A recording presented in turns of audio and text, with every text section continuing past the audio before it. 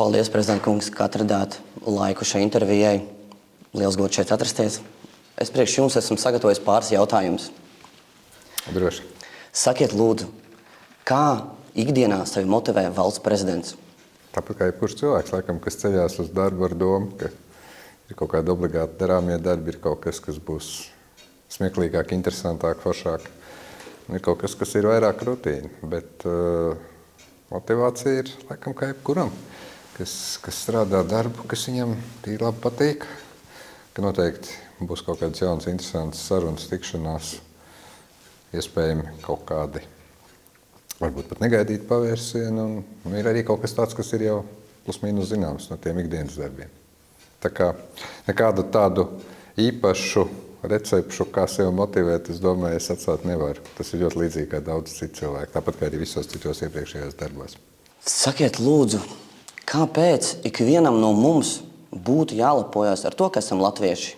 Tas ir labs jautājums. Man liekas, ka daudz cilvēku ikdienā ir dusmīgi par visu, ko sākot no tā, ka nepietiekami raita satiksme uz ielas, beidzot ar kaut kādām lietām, kas ir daudz būtiskāks, vai rēķini, vai kaut kādi jautājumi, kas ne tā iet darbā vai profesionālā dzīvē.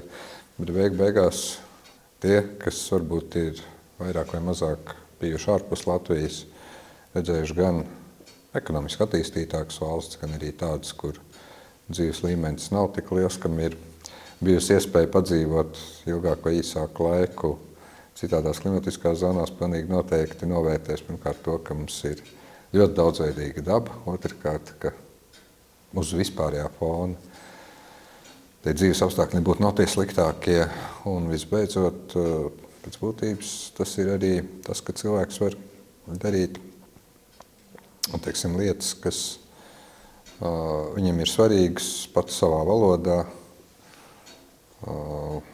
veidot to dzīvi tā, kā viņam pašam tīk, atbildēt arī par kļūdām, atzīt kļūdas mums nepatīk, labot viņas mums nepatīk, tāpat kā es domāju daudziem citiem, bet beigās tas kopējais man liekas iespējas tomēr ir, ka par spīti tam, ka ne viss notiek tā, kā mēs gribam, beigās mēs paši arī to savu valsts nākotni nosakam un paši viņu arī varam ietekmēt. Un tas ir tas, ko ļoti daudz tautas, kurām nav savas valstis, nevar pat līdz galam novērtēt.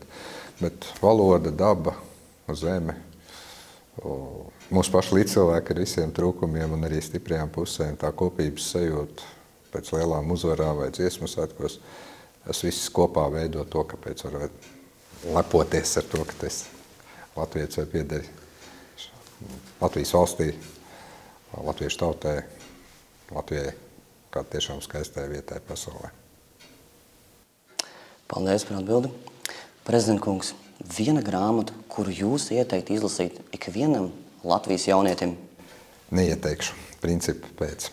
Katram tā var būt sava. Katrs jaunietis var būt ar savām interesēm. Vienu varbūt vairāk interesē vēsture, citu daļliteratūru, vēl kādu varbūt pat kriminālu romānu.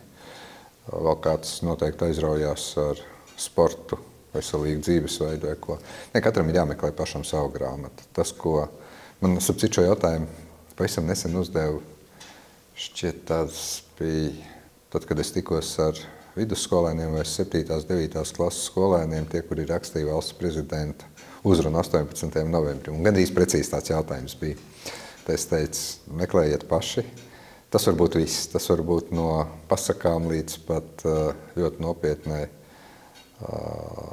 daļliteratūrai vai kādam filozofiskam darbam. Man dažādos laika posmos ir bijušas dažādas grāmatas, kas tā brīdī likušās ļoti interesanti, ļoti labi. Super mūža grāmata, paiet pāris gadi un parādās kaut kas jauns. Tā kā es domāju, uz šo jautājumu labāk katram ir jāmeklē atbildi pašam. Katram jāpaskatās vienalga digitālajā bibliotēkā vai mājas grāmatu plauktā vai kādā lielākā bibliotēkā. Un pilnīgi noteikti viena lieta, ko gan es ieteiktu, lasīt.